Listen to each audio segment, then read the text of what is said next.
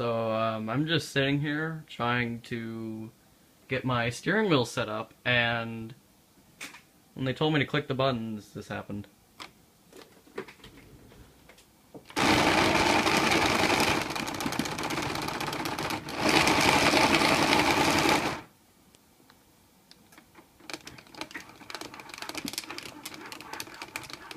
I'm not moving my hand or anything. This is what it does.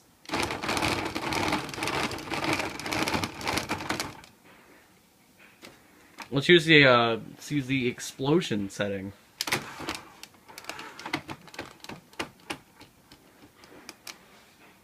Or maybe that was blown tire. I don't know. This is the explosion setting though.